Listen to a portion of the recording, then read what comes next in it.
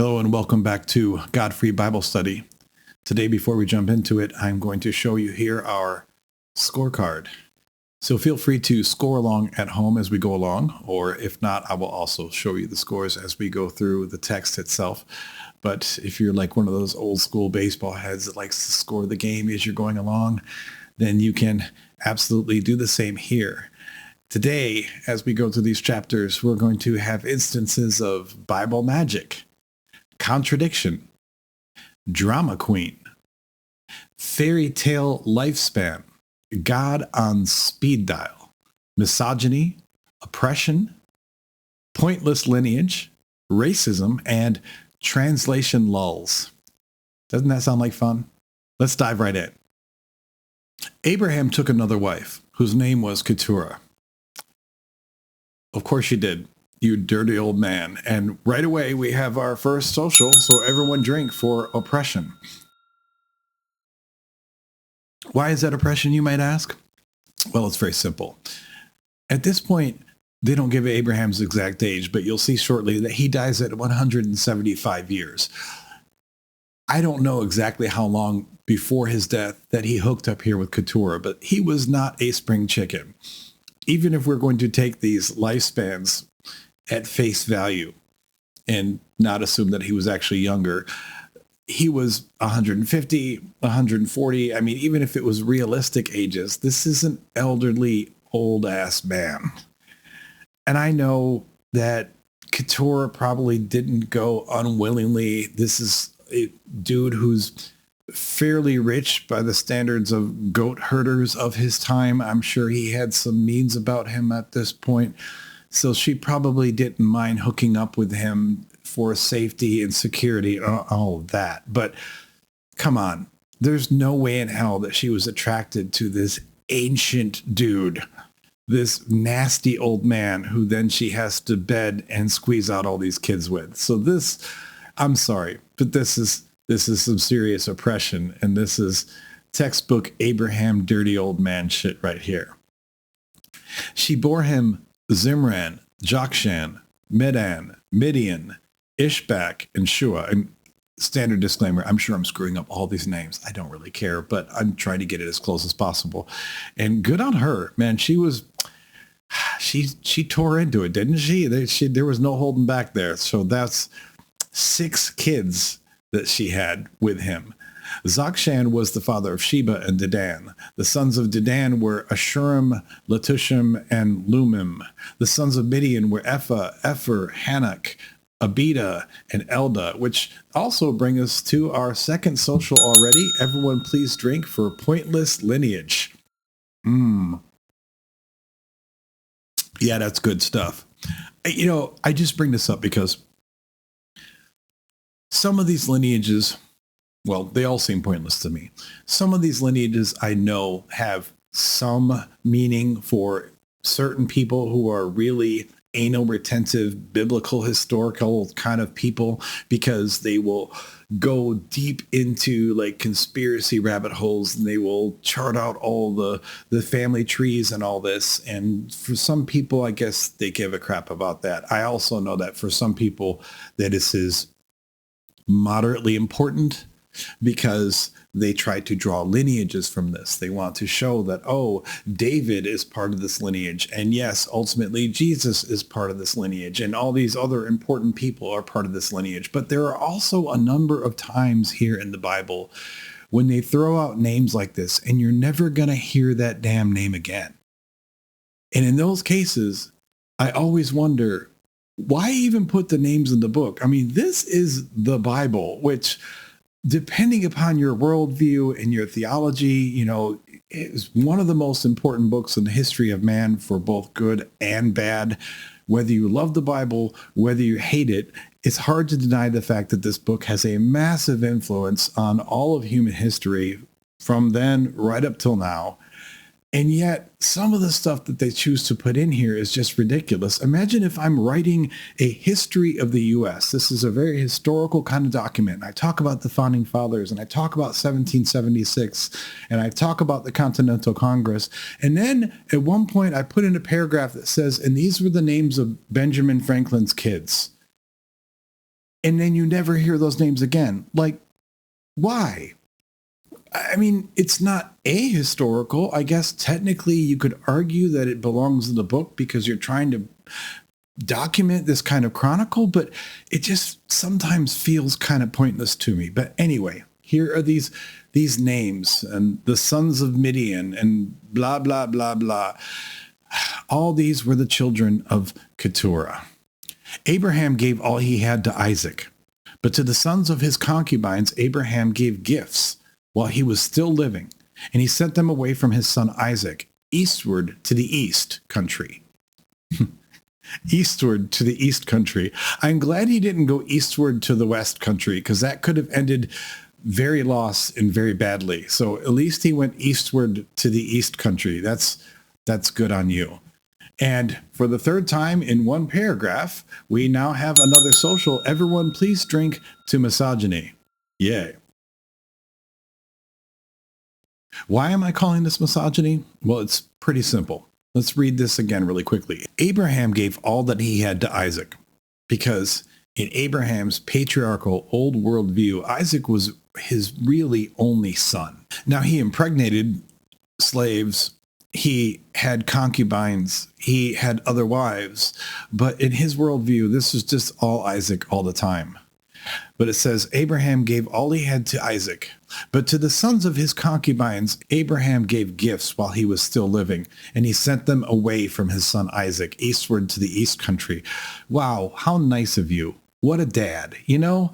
Like, yeah, he knocked up all these concubines, and he gave them some gifts and then said, get the hell out of here. And notice what he's doing is he's getting them the hell out of there so that it makes everything easier for Isaac. And it's not that I don't understand these things. I get it. You know, you have this one son who is going to essentially carry on your name and your line and all this, but I know this happened all the time in ancient times and even sometimes in semi-modern times, but it's still gross. It's gross to think that the Bible tells us about Abraham with all his wives and all the concubines that he knocked up. But then when he dies, or right before he dies, he gives everything to Isaac, except for a few gifts that he throws at his kids from his concubines, and then says, yeah, get the hell out. That's real sweet. What a good dad, you know? What a loving, wonderful dad. So, carrying on. This is the length of Abraham's life, 175 years. Okay, there we go. Let's all drink to a new social. This is fairy tale lifespan, because I don't care how literal you want to be. That MFer did not live to be 175 years old. And if you believe that, then dude, I've got an ark to sell you. Okay? Come on, man. This is ridiculous. Even now that it's much lower than the 900 years and the 800 years, that dude did not live to be 175 years old. Hell no. But we will drink to fairy tale lifespan. Abraham breathed this last and died in a good old age. Old and full of years. Yeah, I mean, Keturah knew exactly how old that rickety man was, but she still climbed down, didn't she? And he was gathered to his people. Good riddance. His sons, Isaac and Ishmael, buried him in the cave of Machpelah in the field of Ephron, son of Zohar the Hittite, east of Mamre, the field that Abraham purchased from the Hittites. There Abraham was buried with his wife Sarah. Yeah. There he was buried with his wife, Sarah, because screw Keturah. Now, don't get me wrong. Keturah, I'm sure at this time was still alive. So it's not like they were going to bury her at the same time. But I don't think that she got to be buried with Abraham at any point. Keturah was just the latest side piece after Sarah had died. But even as Keturah's still alive, they're going to be like, yeah, bury him with Sarah, because that's the real love of his life. What a smooth move. After the death of Abraham, God blessed his son Isaac, and Isaac settled at Beer-lahai-roi. Ishmael's descendants. These are the descendants of Ishmael, Abraham's son, whom Hagar the Egyptian, Sarah's slave, bore to Abraham. There we have another social. I'm not even going to count that as a social, because that's definitely one of oppression, but that's a story that we already heard, so they're just referencing it here again. So I'm not going to count that one under oppression today. We've already gone through that. These are the names of the sons of Ishmael, named in the order of their birth. Nebaioth, the firstborn of Ishmael. I love how it says named in the order of their birth, and then it says Nebaioth, the firstborn of Ishmael. You don't need both of those statements. Either tell us that they're just named in the order of their birth, or say Nebaioth, the firstborn. But the two of them together, there's so many times when I just wonder. I know that this is translated, of course, from ancient Hebrew, and maybe in the dialect and the way that ancient Hebrews people spoke, maybe this is a common way for them to speak. Maybe these are just things that hit our ears weirdly because it's translations. But still, I read this and it's like named in the order of their birth. Nebaioth, their firstborn. Yes, I know he's the firstborn because you named him first and you already told me they will be named in the order of their birth. Firstborn of Ishmael, and Kedar, Adbeel, Mibsam, Mishma, Duma, Masa, Hadad, Tema, Jeter, Naphish, and Kedema. Again, I'm sure I'm butchering half of those names. They won't be around to tell me that I screwed it up, so I'm okay. These are the sons of Ishmael, and these are their names, by their villages and by their encampments, 12 princes according to their tribes. And yes, let us drink again for pointless lineage. Why do we care? I don't know. This is the length of the life of Ishmael, 137 years. Okay, and we have another fairy tale lifespan. Drink again. He breathed his last and died and was gathered to his people. That comes up over and over and over again. This isn't a commentary, good or bad, but and was gathered to his people. And I guess that's just, I wonder if that's like part of some ancient Hebrew, almost like a chant or something like, and he was gathered to his people, and he was gathered to his people. You know, like they use that so often, and even in places where they don't explicitly say that someone died, like later on in other books, when they say and was gathered to his people, that means dude died. So I don't have a problem with it. I think it's just kind of interesting. It's almost poetic. They settled from Havilah to Shur, which is opposite Egypt in the direction of Assyria. He settled down alongside all his people. Now, that's not the same as gathered to his people. He settled down alongside his people. These are the descendants of Isaac, Abraham's son. Abraham was the father of Isaac, and Isaac was 40 years old when he married Rebekah, daughter of Bethuel the Aramean of Padan Aram, sister of Laban the Aramean. Laban, something like that. Isaac prayed to the Lord for his wife because she was barren, and the Lord granted his prayer. Okay, there we go. Let's get another social. That is God's on speed dial, because I guess Isaac, he's in the club. He just prays, and you know, he's got that direct line, that hookup with God. So he prayed to the Lord for his wife because she was barren, and the Lord granted his prayer, and his wife Rebekah conceived. The children struggled together within her, and she said, "If it is to be this way, why do I live?" This line always makes me laugh, because I don't know if this is meant to imply that it was a really hard pregnancy, but the way that it's spelled out is just that the children struggled together within her. And she said, if it is to be this way, why do I live? Like, if she's saying this about, like, why are the two children kind of jostling inside her? Because I'm thinking, does she not know about twins? Twins were not a new invention. I mean, we've been having twins at some vaguely predictable rate throughout history as long as we've been recording births. So it seems really weird that she's like, if it is to be this way, why do I live? You know, is it just that she's being drama queen? I mean, I didn't put this down as drama queen, but you could. You could put this up here as drama queen. I'll let you guys decide. You guys can keep your own score at home, but I'm not going to quite put that down as drama queen. It seems like a weird act of her not knowing what the hell's going on when you have twins, but okay. So she went to inquire of the Lord. Okay, there we go. There's another social. That is God on speed dial, because she apparently also has the ability. It doesn't say she prayed. It says she went to inquire of the Lord. Now, you could argue it's still a prayer. I don't know, but it sounds like God's on speed dial. So good on her.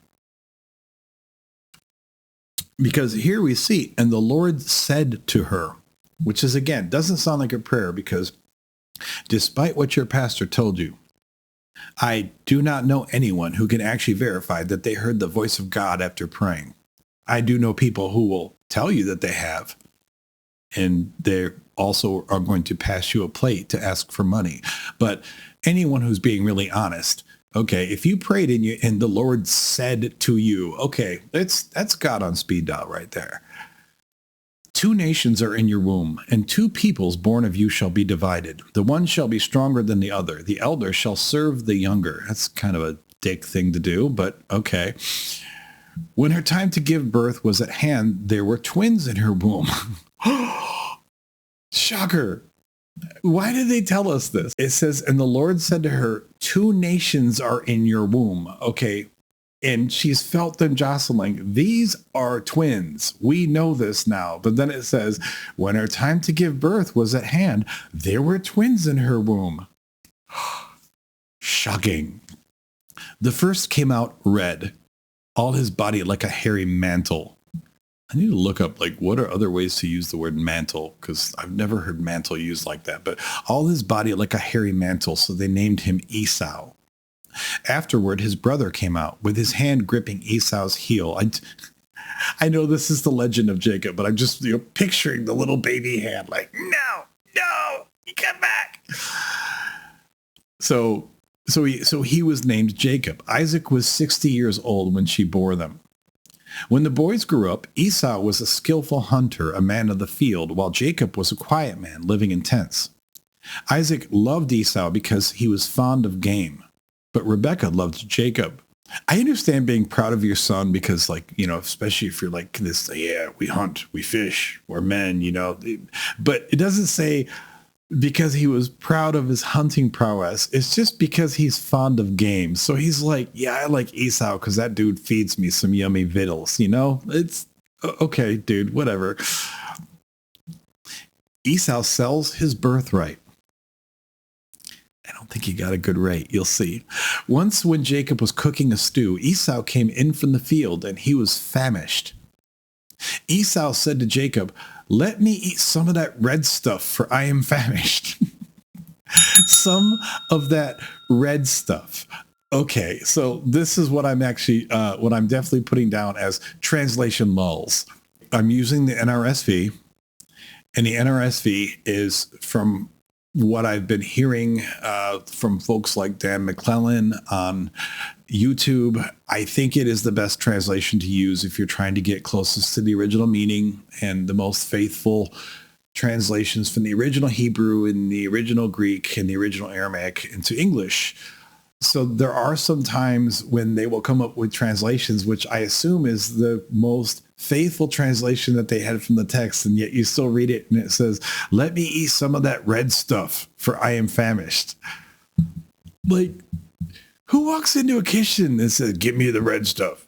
I want the red stuff. I mean, if that's the way it was written, then that's the way it was written. But, very odd verbiage here to say, let me eat some of that red stuff, for I am famished. And then it says, therefore he was called Edom. Now, I could look up what Edom means, but I mean, given that translation now, let me eat some of that red stuff, for I am famished. And then parenthetically, therefore he was called Edom. Does Edom mean eater of red stuff? Does Edom mean I love me some red stuff? I mean, or does it just mean hungry man?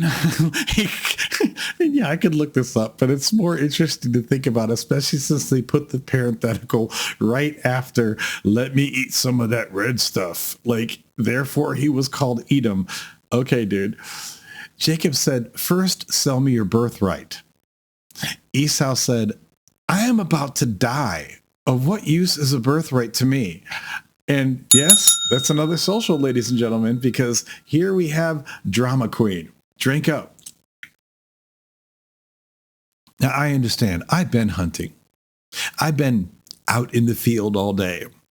I know that you can get damn hungry. You can work up a hunger. You can work up a thirst. But this, I am about to die. Of what use is a birthright to me? Like, did he really feel like he was about to die of starvation? Was he on death's doorstep? Because if he wasn't, this gets really weird. Jacob said, swear to me first. So he swore to him and sold his birthright to Jacob. Sold his birth. Esau is a stupid MFer. I'm sorry. Esau may be good at hunting, but he's not good at doing the thinkings too well. Because dude just sold his birthright for some red stuff. Yeah, I need some red stuff. Give me here's my birthright, whatever. And I mean, part of me wants to say that Jacob's a sneaky little piece of shit here, but the fact is I can't be too mad at him because, if you propose something like this, like, hey, how about you give me your whole birthright in return for some red stuff? At that point, if the other party is stupid enough to say yes, I gotta say that's on them. I can't really be too mad at Jacob for this. But I'm further confused because it says, then Jacob gave Esau bread and lentil stew, and he ate and drank and rose and went his way. Bread and lentil stew. Now, I don't know if you guys have eaten lentils. I think they're disgusting. There's no dietary value to them, and they certainly taste like crap to me, but they're like brown. And when you make like lentil stew, any lentil stew I've ever seen is brown. So was the lentil stew the red stuff? Was the bread the red stuff? I'm still flummoxed about the red stuff. Like, what is the red stuff? That just seems like some strange side note here. But whatever it was, whether that was the lentil stew or whether the bread was red for some reason or whether the red stuff was other stuff that was cooking, I don't know. But Esau sold his birthright so that he could get something to eat. And then this paragraph ends by saying, thus Esau despised his birthright. Like, dude, don't be bitter. You're the one who sold it for some stew or some red stuff. So I don't want to hear about how you're pissed off because you sold your birthright. Like, dude, don't be bitter. Don't despise your birthright. I mean, maybe you got played, but it feels like you were kind of complicit in this, dude. Or maybe you should just be a better hunter so you weren't starving the whole time coming home. All right. We're about to move to Genesis 26. We're getting through a lot of socials, so I'm going to have to replenish my beverage. Okay, I have reloaded. We're starting Genesis 26, which is sponsored today by Captain Morgan. Yay to you, Captain Morgan. Isaac and Abimelech. Now there was a famine in the land, besides the former famine that had occurred in the days of Abraham. And Isaac went to Gerar, to King Abimelech of the Philistines. The Lord appeared to Isaac and said, do not go down to Egypt. Settle in the land that I shall show you. Reside in this land as an alien, and I will be with you and will bless you. For to you and to your descendants I will give all these lands, and I will fulfill the oath that I swore to your father Abraham. Now, I just have to wonder, I know that this is old-time biblical magic-y stuff, but, like, out of the blue, it just says the Lord appeared to Isaac and said, like, and then blah, blah, blah, blah, blah. Hey, what was Isaac's reaction? It was Isaac like, yo, dude, what's up? Hey, Lord, good to see you. Hey, Yahweh, what's up? It's like, does the Lord knock? Does he come floating down? Does he materialize? Does he have, cherubim around him or something? Like, with their trumpets, I want more detail here. I need like some good fantasy novel kind of detail, because just this whole thing of the Lord appeared to Isaac and said, like, appeared how? And that may sound really silly and inane, but also keep in mind that there's conflicting, contradicting verses in the Bible about whether you can or cannot see the face of God. Don't get me started on that. I've done another video on that somewhere else, but there are a bunch of Christians who will tell you, oh, you can't see the face of God. And yet their own book says, yes, you can. So like, I'm just wondering right now, like, Did the Lord just walk up like, yo, bro, I got some words for you. Check this out, you know? Or was it something that actually shocked Isaac? I mean, I know that Isaac and Abraham, I mean, these are people that were apparently in the narrative more accustomed to talking to God on the regular, you know, like they got the digits, they're on speed dial. But I don't know, like it just weird the way they just dropped this in there. But anyway, he's saying to you, I'm going to give you all these lands that will fulfill the oath that I swore to your father Abraham, blah, blah, blah, blah, blah. I will make your offspring as numerous as the stars of the heaven. Okay, there's another social. I forgot to mention this one at the beginning of the video, but this one is what I'm calling offspring coercion. The repeated and tiring habit of God, Yahweh, whatever, to constantly talk about how many offspring he's going to give you. And they're going to count like the stars of the heaven. And they're going to count like the sands of the beach. And they're going to count like the hairs on your head. Blah, blah, blah, blah, blah, blah, blah, blah, blah. Like, how about you do something for me now? Like today, you know, like it's great that you're going to make all my offspring like the stars of the heaven. I don't care. I'll be dead. So it's whatever. But that is a social for offspring coercion. Toast to that. I will make your offspring as numerous as the stars of heaven, and will give to your offspring all these lands. And all the nations of the earth shall gain blessings for themselves through your offspring, because Abraham obeyed my voice and kept my charge, my commandments, my statutes, and my laws. So Isaac settled in Gerar.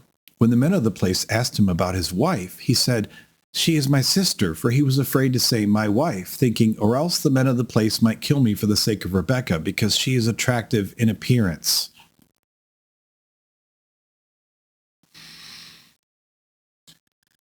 We're doing this again. We're doing the whole wife is my sister crap again. Granted, it's the first time in the text that Isaac's done it, but Abraham did it twice. He was a scheming little bastard. I guess you could argue that the apple never falls far from the tree, but what the hell? How is this a repeated theme? 3 times now in Genesis. Twice with Abraham, once with his son Isaac. 3 times a dude who's going into some foreign land says to his wife Rebecca, yo, you're hot and I don't want to be hurt, so we're going to tell everyone there that you're my sister. Doesn't this get weird at some point? I have read where some people claim that this is a sign of the multiple authors of this book, and that they were like either purposely or accidentally doing kind of callbacks, and that even they probably didn't think that this happened 3 times. But I mean, that's a lot of conjecture. And as I stated at the beginning of the series, one of my points is to whenever it's reasonable, just take the text at face value. And the text at face value says that now for the 3rd time within a handful of chapters, we have a dude saying in a foreign land, yeah, this wife of mine isn't my wife, she's my sister. And that just feels weird to me. Like, where do you come up with this practice? And I always have to wonder when I read this too, because I know that this is ancient times and kings could kind of do what they want, but they make it sound like no man could travel through a foreign land with an attractive wife without fearing that he was going to be killed and the wife would be dragged off to the king. I get it. These are brutal ancient times, but was that like a big thing? Is that what everyone did? Like if you had an even reasonably attractive wife, like, did you never leave your country? Did you like travel in secret because, if anyone sees us, they're going to kill me and drag you off to the king? Like, that just doesn't make any sense to me. But once again, 3rd time, we see this ridiculous lying of, no, you're not my wife, you're my sister. I guess the best explanation you can give it is that he got this from his father, but this makes no sense. When Isaac had been there a long time, King Abimelech of the Philistines looked out of a window and saw him fondling his wife Rebekah. Okay, that is a translation lulz. A translation lulz for fondling. Now, to be clear, as I said earlier, I mean, if the most faithful translation from the ancient Hebrew is fondling, fine. I just know that in a modern context, when I hear fondling, I don't think of things that I do with my woman in public.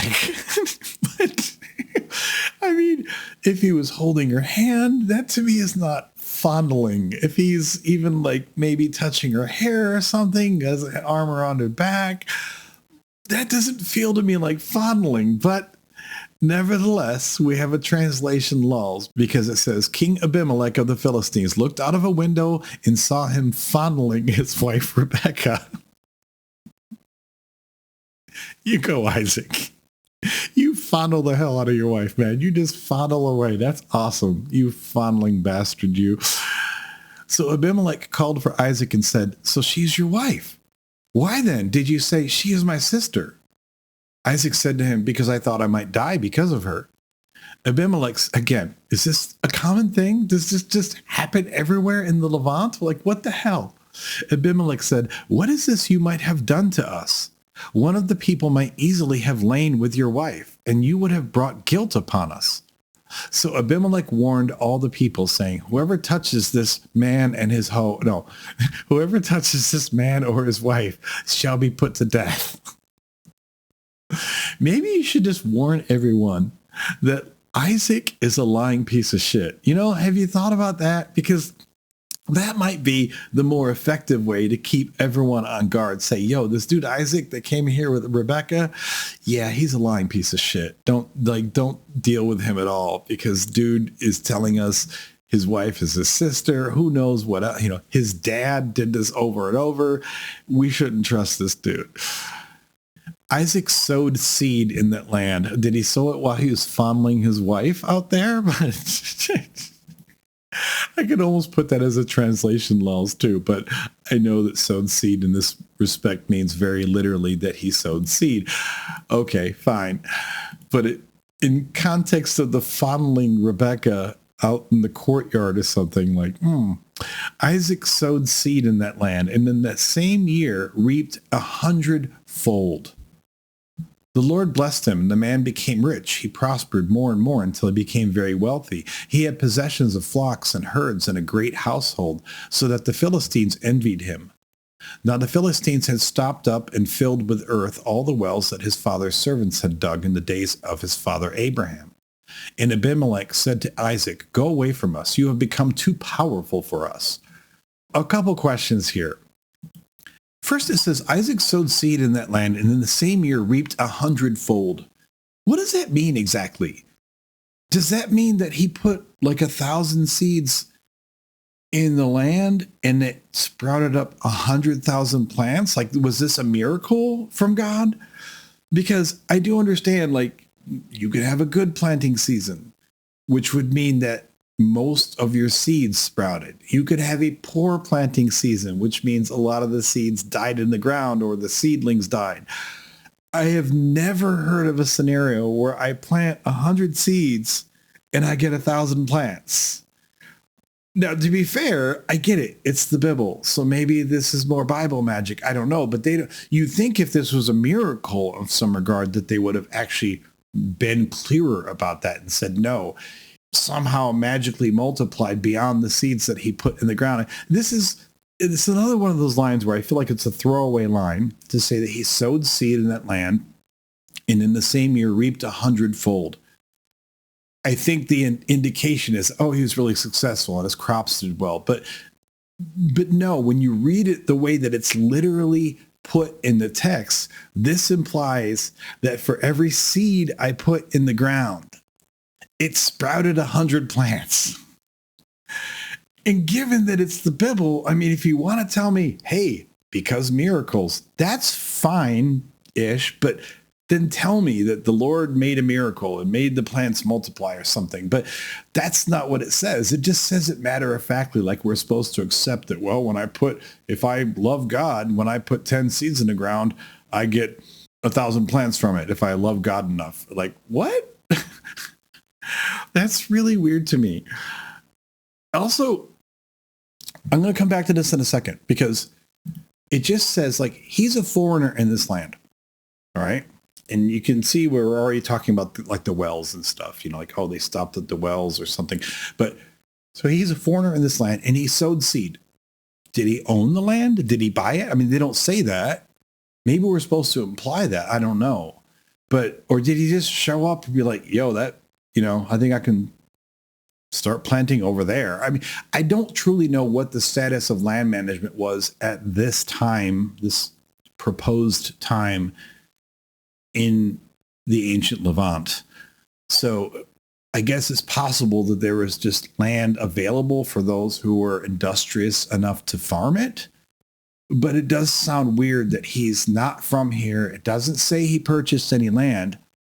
And like with his father Abraham, when he wanted to bury Sarah and ultimately where Abraham was buried, he had to buy that land. And we had a really boring chapter about his whole negotiation with them over buying this land. So clearly it's not just a free-for-all with land. There's some kind of stipulations, but we're just told that Isaac showed up and just started sowing seeds, like, whoo, there's some seed. Yep, sure, just make it happen. I'll just, harvest whatever. I don't know. It's another one of those lines where, like, if you just read through it quickly, you don't even think about it. Like, oh, he was blessed and he sowed seed in that land and same year reaped 100-fold. That just sounds like his kind of generic God blessing, like, okay, he's a blessed man. But if you really think about it, like, what does this mean? Like, did he own land? And then when he owned the land, did the seeds split in the soil? Like, I'm sure I'm getting way too detailed about this, but my point is that sometimes there are many of these lines, and this isn't just in the Pentateuch. This could be the rest of the Old Testament, even in the New Testament. Sometimes there's lines where you may have read them 1,000 times when you were a kid, or have them read to you in Sunday school or in church sermon, but you don't really think about them. They're just kind of read at you. And I can say that they're read to you. They're read at you. And you just sit there like a good zombie and you're like, yes, mm-hmm. And you follow along and you don't really think to ask many questions. But sometimes when you read it, even moderately critically, it's like stuff starts jumping out at you. Like, this is strange. It doesn't make any sense. So maybe I'm being overly anal retentive. I don't know. I'm sure if I had my Christian glasses on and I was God-splaining the hell out of this, then none of this would be strange to me at all. I'd just be saying, yay, Jeebus. Good stuff. I'm also a little confused by this point where it says, now the Philistines had stopped up and filled with earth all the wells that his father's servants had dug in the days of his father Abraham. Was that a competitive thing? I know we talked about this several chapters ago where this is kind of like bitching back and forth between these people in the desert or arid conditions. I don't know if it's technically desert, but it was arid. I don't know if that, when they say they stopped them up, is that because of competitive shit? Because otherwise in the desert or in arid regions, why would you ever stop up a well? Even if it's someone else's well. Okay. I mean, so you've dug yourself a well. Good luck, dude. You'll get water. Or once they leave, then you can move in and get water from it yourself. Like, why would you throw dirt into a well that was already dug? Digging wells is hard. I'm getting way too much of the weeds. I know most of y'all like what the hell? What does it have to do with digging wells? Like why do we even care? But digging wells is kind of a pain in the ass, especially in ancient times. It's not like you just take a shovel and do a few scoops down and boom, we have a well. Like, no, digging wells kind of sucks. So I find it hard to believe that these people in these arid regions would be just stopping up wells. Like, no, put the dirt in that. We don't need that well. Like, you can never have too much water when you're in the ancient Levant. It's pretty hard to say, no, we got too much water with us. You better just stop up that well. I find that to be very strange. So Isaac departed from there and camped in the Wadi Gerar and settled there. Isaac dug again the wells of water that had been dug in the days of his father Abraham, for the Philistines had stopped them up after the death of Abraham. Again, yes, we just talked about that. And he gave them the names that his father had given them. But when Isaac's servants dug in the valley and found there a well of spring water, the herders of Gerar quarreled with Isaac's herders, saying, "The water is ours." So he called the well Esek, because they contended with him. Then they dug another well, and they quarreled over that one also, so he called it Sitnah. He moved from there and dug another well, and they did not quarrel over it, so he called it Rehoboth, saying, now the Lord has made room for us, and we shall be fruitful in the land. See, okay, this is why I brought up the sowing of seeds thing earlier, okay? These chosen people of God, they're goat herders. I mean, that's really what Abraham was. That's what Isaac is. That's what Jacob will be in the future. They're herders. They have flocks. They're kind of nomadic. I think that in their own way, like Abraham was fairly wealthy because you couldn't have concubines and such and multiple wives and all this unless you were relatively wealthy. But he wasn't wealthy like a king with a castle wealthy. He was wealthy like he's got a lot of sheep and he's got a lot of servants and that kind of stuff. And the point of all that is this: when they started off by saying that he had sowed seeds and that they blossomed 100-fold, that's why I wondered, like, did he buy land? Because here you see in this narrative, they're wandering around. This behavior of digging wells is something that a herder would have done, a shepherd would have done. Well, not a shepherd, but a herder, because those aren't technically the same thing. But they would have done, because basically they need to be able to move their flocks around. And as they move their flocks around, they need to be able to water the flock, and they need to be able to water themselves because it's hot out there and they get thirsty. So this was almost like a strategic thing. Like, okay, let's get a well there. And then we're going to, we'll have to move the flock 5 miles. They wouldn't say miles, of course, but 5 miles or 10 miles that way. So let's dig another well over there. So they were at least semi-nomadic. So it's really, I'm not going to put it down as a contradiction, but it is, to me, at least borderline odd. And I would love to hear in the comments from someone who has more knowledge of biblical history or just history in general, if these things are even consistent. To think on one level, he was sowing the seed and reaping 100-fold, and yet he's maintaining flocks and arguing over wells. And he's saying here, like at the end of this passage, it says, now the Lord has made room for us and we shall be fruitful in the land. So in other words, it wasn't until then that they seem to have found a place to kind of hunker down. Being nomadic with herds, flocks, and farming the land are two very different lifestyles. You may think that they're similar because it's like, oh, it's all agrarian, but they're very different lifestyles. The farmer has a set plot of land that he tills and, gets his yield from every year. He's very sedentary, at least in terms of, not in terms of his daily activities, but in terms of, not moving around across the land. Whereas if these people who had flocks, they had to constantly kind of move because you have to keep feeding your flock. They can't graze on the same little nubs of grass and everything all year because they'll eat the whole thing up. They have to keep moving. So it's weird to me that there's this juxtaposition of him supposedly farming and getting all these yields from his farming, and yet he's also a herder, which is pretty nomadic. Maybe I'm getting too much into the weeds. I don't know, but that's what struck me as odd. From there, he went up to Beersheba, and that very night, the Lord appeared to him and said, again, how did he appear to him? Did he float down? Was it a ball of light? Was it like a 20-foot man? I mean, I want details, dude, especially because of all these arguments later in the Bible about, oh, can you see God? Can you not? But in this early stuff, we just hear that he appeared to him. And when it says appeared, like, does that mean it was like a dream or what? I don't know. I just need more details. He said, I am the God of your father Abraham. Do not be afraid, for I am with you and will bless you and make your offspring numerous for my servant Abraham's sake. That is interesting to me because Abraham's dead at this point, but he's talking about Abraham in the present tense. So, of course, I'm sure Christians will say, well, that's because Abraham is like gone up to heaven or something. Fine. But so he built an altar there, called on the name of the Lord, and pitched his tent there. And there Isaac's servants dug a well. So, okay, there's something I hadn't noticed in this before. Actually, I'm going to add this as a new contradiction. Social contradiction. So why am I naming this a contradiction? when you read through this the first time, there's nothing here that's clearly a contradiction.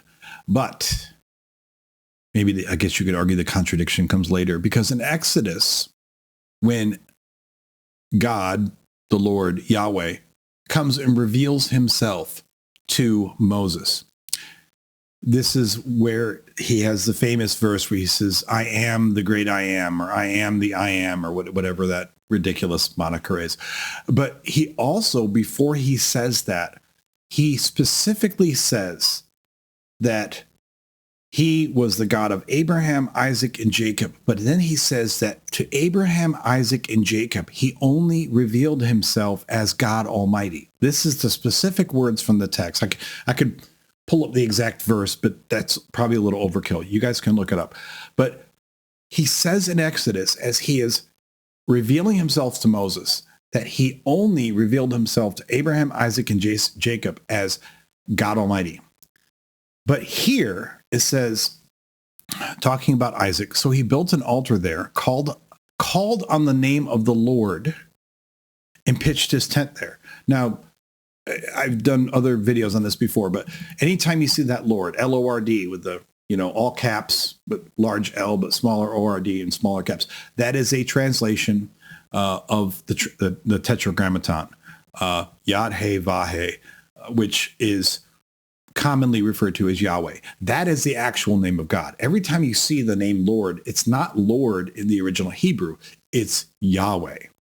So here the text is telling us, so he built an altar there, called on the name of Yahweh, and pitched his tent there. You can't call on the name of Yahweh unless you know that his name is Yahweh. You can't call someone by their name unless you know their name. And that's why I'm putting this down as a contradiction, because again, if you fast forward here and go to Exodus, where he reveals himself to Moses, he says there that he did not reveal his name to them, and that that they only knew him as God Almighty. That is a contradiction. Despite what the Christian apologists will tell you, the Bible is full of them. Yeah. Then Abimelech went to him from Gerar, with Ahuzath, his advisor, and Phicol, the commander of his army. Isaac said to them, why have you come to me, seeing that you hate me and have sent me away from you? They don't hate you. They know you're a lying piece of shit. And they know that you already lied and that you're gaming the system. And that's why they wanted you out of it in the first place. So don't pull this hate me crap, you whining little piece of... Okay. And they said, we see plainly that the Lord has been with you. So we say, let there be an oath between you and us, and let us make a covenant with you, so that you will do us no harm, just as we have not touched you and have done to you nothing but good, and have sent you away in peace. You are now the blessed of the Lord. So he made them a feast, and they ate and drank. In the morning they rose early and exchanged oaths. And Isaac set them on their way, and they departed from him in peace. That same day Isaac's servants came and told him about the well that they had dug, and said to him, we have found water. He called it Sheba. Therefore, the name of the city is Beersheba to this day. Okay, so we have another social. This is another one that I did not even realize when I did a little bit of note taking before and started the video. But this is a social for time warp. Everyone drink to time warp. Why do I call this a time warp? Well, because higher up in the text, it tells us, from there he went to Beersheba. From there he went to Beersheba. And then only a few paragraphs down, it says, he called it Sheba. Therefore, the name of the city is Beersheba to this day. How can you go to a city that is not, it's like saying that I went to New York, and then I was in New York, then we came up with some reason why it's now going to be called New York. No, like if that's the case, then when I went to New York, it wasn't New York. The only way that this works is if we're time traveling. So that we have, let's do the time warp again. Yeah.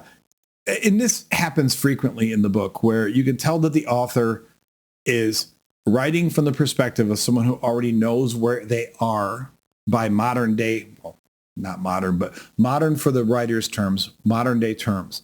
So He knows that they're going to Beersheba, so he writes at the beginning, a couple chapters up, they're going to Beersheba. And then a few chapters or a few paragraphs down, it says, and here's what happened, and that's why it's called Beersheba. So in other words, when they first went there, it wasn't Beersheba. It was just a nameless city, or is, something else, another name, who knows. But time warping again. Let's do the time warp again. Yes. So drink to that. Esau's Hittite wives. When Esau was 40 years old, he married Judith, daughter of Beeri the Hittite, and Basemath, daughter of Elon the Hittite. All right, Esau, you get that double action. And they made life bitter for Isaac and Rebekah.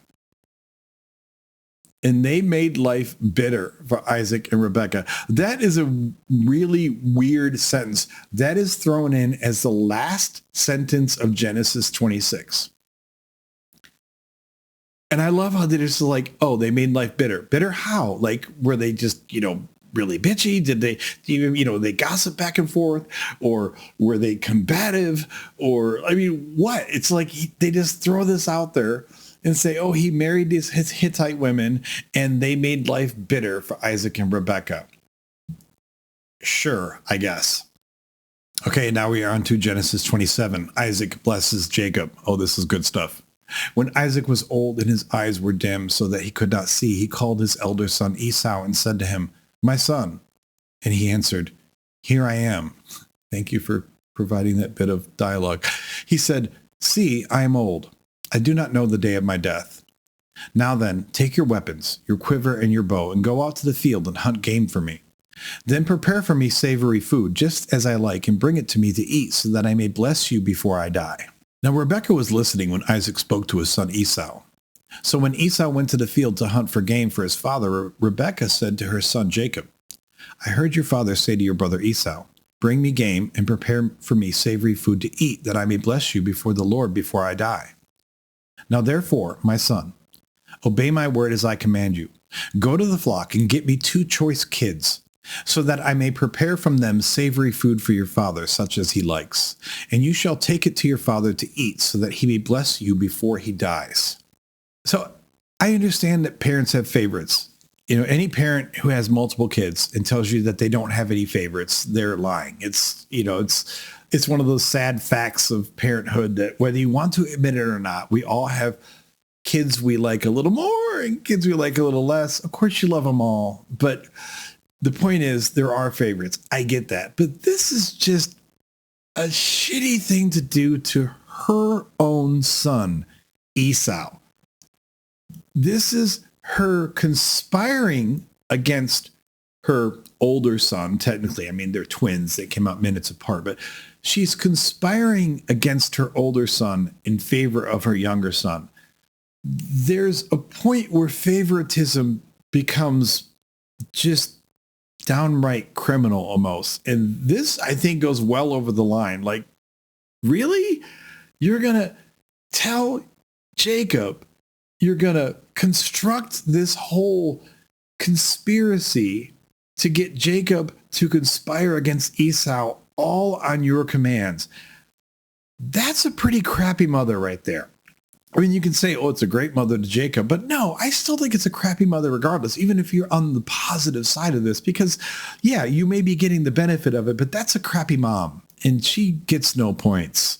That's just really sad. But Jacob said to his mother, Rebekah, "Look, my brother Esau is a hairy man, and I am a man of smooth skin. Perhaps my father will feel me, and I shall seem to be mocking him and bring a curse on myself and not a blessing." His mother said to him, "Let your curse be on me, my son. Only obey my word, and go. Get them for me." So he went and got them and brought them to his mother, and his mother prepared savory food, such as his father loved. I wonder if it was the red stuff. Give me the red stuff. Then Rebekah took the best garments of her elder son Esau, which were with her in the house, and put them on her younger son Jacob. And she put the skins of the kids on his hands and on the smooth part of his neck. Okay, a few notes here. I got to mention this. First of all, how freaking hairy is Esau? How hairy are we supposed to believe that he is? I've seen hairy dudes. I'm kind of hairy on this arm or whatever, but to be fooled by a lambskin over, you have to be just super hairy, like carnival freak kind of dude. But the other part of this is it says she put the skins of the kids on his hand. Keep in mind, these are the skins of the kids that she just slaughtered. And you can scrape them or whatever. Maybe you can wash them a little bit. But I mean, dude's wearing like freshly slaughtered sheep skins on him. Like, that's gotta be kind of gross. But okay, whatever. Then she handed the savory food and the bread that she had prepared to her son Jacob. So he went into his father and said, "My father." And he said, "Here I am. Who are you, my son?" Jacob said to his father, "I am Esau, your firstborn. I have done as you told me. Now sit up and eat of my game so that you may bless me." But Isaac said to his son, "How is it that you have found it so quickly, my son?" He answered, "Because the Lord your God granted me success." Like, it does make you wonder how fast was this like 30 minutes later? You know, he comes in like with this game 30 minutes later. His dad's like, that was pretty fast. Then Isaac said to Jacob, "Come near that I may feel you, my son, to know whether you are really my son Esau or not."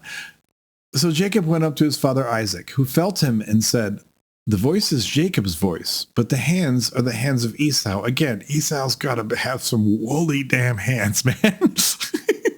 He did not recognize him because his hands were hairy like his brother Esau's hands. So he blessed him. He said, "Are you really my son Esau?" He answered, "I am." Then he said, "Bring it to me that I may eat of my son's game and bless you." So he brought it to him, and he ate, and he brought him wine, and he drank. Then his father Isaac said to him, "Come near and kiss me, my son." So he came near and kissed him, and he smelled the smell of his garments, and blessed him, and said, "Ah, the smell of my son is like the smell of a field that the Lord has blessed. May God give you of the dew of heaven and of the fatness of the earth, and plenty of grain and wine. Let peoples serve you and nations bow down to you. Be Lord over your brothers, and may your mother's sons bow down to you. Cursed be everyone who curses you, and blessed be everyone who blesses you." Okay, so first of all, we have a social. Let's all drink to Bible magic. Yes, yay Bible magic. And I bring this up because, as you see, in modern context, like, we think of blessings like, oh yes, you know, bless you, bless you. Like, everyone sneezes, we say bless you. But this is treated as some like upper echelon kind of blessing stuff here. Apparently it has some kind of like word of law built into it or something, because this ain't just your normal 21st century blessing. This is some Bible magic-y kind of stuff going on here. At least the way that they react to it definitely feels like that. All right. So social for that. Also, we have another social. We have another contradiction. So let's drink to contradictions. There ain't no contradiction like a biblical contradiction. And why do I say this is a contradiction? Because in the blessing, it says, "Be Lord over your brothers, and may your mother's sons bow down to you." Now, I'm sure that apologists will just hand wave this away as like, oh, we just haven't heard of the other sons. But let me be very, very clear. Up to this point in the text, we have heard of no other sons. Now, other than Esau and Jacob. Now, that may not seem like a big oversight. It may not seem like a contradiction, but remember, Rebekah was barren. Isaac had to pray to God to essentially get her knocked up. I mean, it says this in the text. It didn't say knocked up, but you know what I mean? We read this earlier. So it'd be one thing if this was just a normal kind of setup. And you could say, oh, of course she's got other sons. You know, somewhere. We just haven't heard of them. But no, she was barren, and Isaac had to pray just to get these two kids out of her. So this whole idea that be Lord over your brothers, plural, and may your mother's sons, plural, bow down to you. Who are these sons? Who are Rebekah's other sons? We know that she has one other son, Esau, who she's just thrown way under the bus. But other than that, I don't know who we're talking about. This doesn't really make any sense. Again, I'm sure the apologist will hand wave it away. That's not a contradiction at all. Bullshit. That's a contradiction. That is a biblical contradiction, and drink to that, my friends. Esau's lost blessing. This is where we get into more biblical magic. As soon as Isaac had finished blessing Jacob, when Jacob had scarcely gone out from the presence of his father Isaac, his brother Esau came in from his hunting. He also prepared savory food and brought it to his father, and he said to his father, "Let my father sit up and eat of his son's game so that you may bless me." His father Isaac said to him, "Who are you?" Which is, I understand he'd be confused because he just convinced himself that he was talking to Esau before, but dude walks in. He also has to smell like Esau. He definitely sounds like Esau, which Jacob didn't. And he comes in saying, "I brought game for you." And his answer is, "Who are you?" Like, you would think already he'd know that he'd been duped, but okay. He answered, "I am your firstborn son, Esau." Then Isaac trembled violently and said, "Who was it then that hunted game and brought it to me? And I ate it all before you came, and I have blessed him. Yes, and blessed he shall be." I want to point something out here. Rebecca had him bring 2 kids. I know I said lambs earlier. That's baby goats. Okay. Still hairy as hell, but baby goats. When she makes these goats, she slaughtered them. She cooked them up. She made the savory foods. All right. I don't know if you've ever eaten goat, which is mutton. Mutton has a very distinct flavor to it. Some people don't like it at all. Some people do. But it's definitely an acquired taste. It has a different flavor to the meat. It's definitely not like beef or chicken or something like that. I only bring this up because he's talking about Esau was going out to hunt game. You're not going to go out in the wild and hunt goats. I mean, I guess you could hunt a ram because I guess they had wild rams running around back then in this region of the planet, the Levant. But for the most part, you're probably not bringing back something that's equivalent to a goat. I only bring this up because when Jacob brought his food that his mom Rebecca had made, that's not going to taste like most things that you're going to bring back from hunting. Most of the things that you would bring back from hunting, again, I guess we could say, well, if he hunted a wild ram, the ram would have probably a very similar flavor because ram, goat, kind of same family.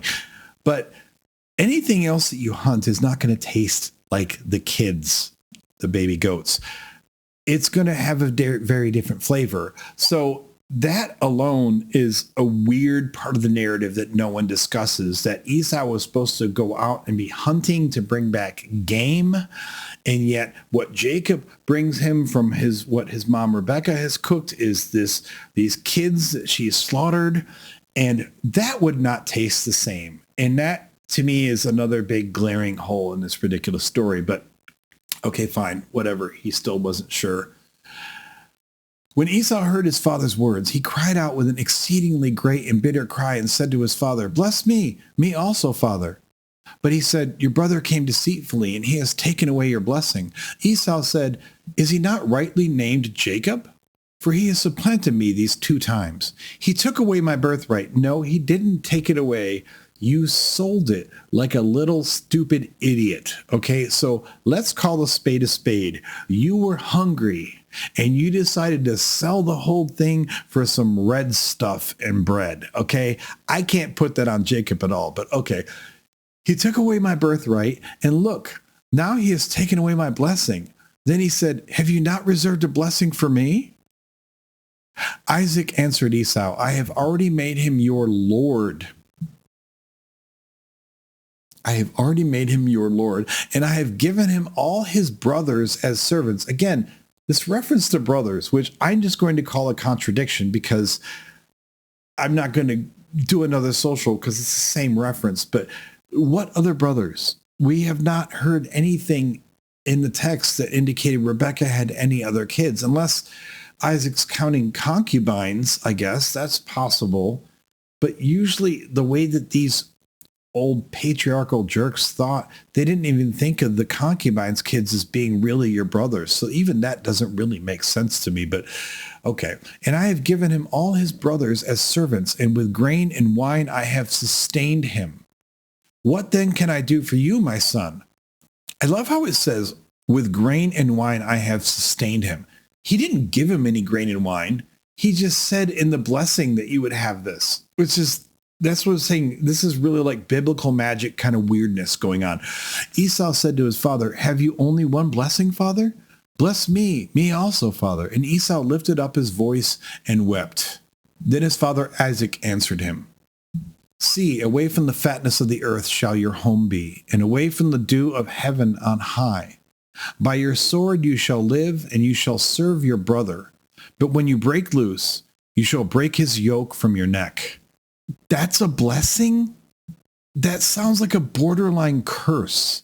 That doesn't sound at all like a blessing. And I'm going to need a handbook on the rules for blessings. I mean, here we have, first of all, the idea that the blessing is some literal thing. Like, I gave him a blessing. I can't give you a blessing too. I can't, like, I have no more blessings to give. Like, is like a checkbook? Like, no, I have no more checks to write. I'm sorry. Like, I wrote the last one. I'm going to have to order more checks. Like, can't you just bless people endlessly? They make it sound like it's this tangible thing, like $100 bill. And I have $100 bill in my pocket and I gave it to your brother. And no, I can't give you another one because I have no more $100 bills. That's what they make it sound like. I'm going to need a whole set of rule books for this, because even if we assume that it's something terribly tangible like that, I still wonder, like, are there no baked in rules for if someone lies to get the blessing? He literally got this blessing through blatant deception. And now both Esau and Isaac, the one giving the blessing, know that it was blatant deception. And I guess there's just nothing you can do about that. I mean, is it not possible for Isaac to go, okay, I'm rescinding your blessing, you lying piece of crap, and I'm now giving this blessing to Esau? I guess you can hand out blessings as easy as you can speak words on one hand, but on the other hand, there's something tangible and binding about them that you can't take them back, even when they were acquired through deception. This makes no sense. This is silly stupidity at its highest.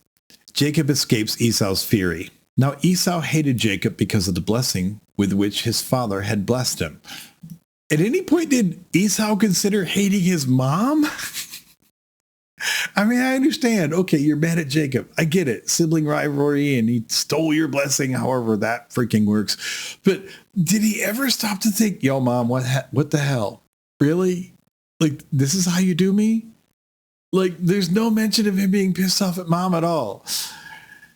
And Esau said to himself, the days of mourning for my father are approaching, that I will kill my brother Jacob. But the words of her elder son Esau were told to Rebekah. So she sent and called her younger son Jacob and said to him, your brother Esau is consoling himself by planning to kill you. This is a minor point, but I'm just going to say, in the text, it says that Esau said to himself, which normally is like thinking in your own mind. And then later it says, but the words of her elder son Esau were told to Rebekah. Now, maybe he was talking out loud to himself, or maybe he told it to himself, then told it to all his buddies. I'll let that one go, but it's not consistent in the text. Your brother Esau is consoling himself by planning to kill you. Now therefore, my son, obey my voice. Flee at once to my brother Laban in Haran, and stay with him a while until your brother's fury turns away, until your brother's anger against you turns away, and he forgets what you have done to him. Or maybe he'll turn his fury to you, Rebekah, for being a lying little piece of crap. Then I will send and bring you back from there. Why should I lose both of you in one day? Then Rebekah said to Isaac, I am weary of my life because of the Hittite women. If Jacob marries one of the Hittite women such as these, one of the women of the land, what good would my life be to me? And that ladies and gentlemen, is our final social of the day for racism. Yes, racism away. Let's do this.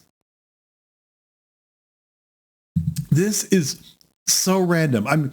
I guess it's not random because at the end of the last chapter, they said that these Hittite women from Esau were tiring Rebecca somehow, but still, this last part thrown in at the end of Genesis 27. Then Rebecca said to Isaac, I am weary of my life because of the Hittite women. We could also count this under drama queen too. So you can score this differently if you like at home. I mean, some of this is up for debate, but I am weary of my life because of the Hittite women.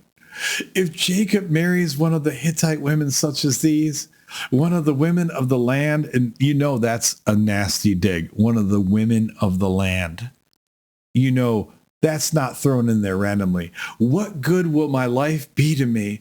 Not these Hittite women. Yeah, that's a good way to end this, on a nice hearty dose of racism, you hateful woman. That's really horrible. So let's figure out what our scorecard looks like at this point, shall we? All right, so let's look at our scorecard. We have one instance of Bible magic, 2 contradictions, 1 instance of drama queen, 2 fairy tale lifespans, 2 times of God on speed dial, 1 instance of misogyny, 1 instance of offspring coercion, 1 instance of oppression, 2 instances of pointless lineage, 1 instance of racism, 1 of time warp, and 2 translation lulls. What a great dive into Genesis 25 through 27. Thank you again for joining us, and please stick with us. We will be marching all the way through this disgusting book that people call the Bible. In the meantime, I would like to make sure that if I have said anything that is out of line, if Yahweh or Jebus or anyone else would like to object in any way or add any clarification, I'm listening. Guys, this is your time. Okay.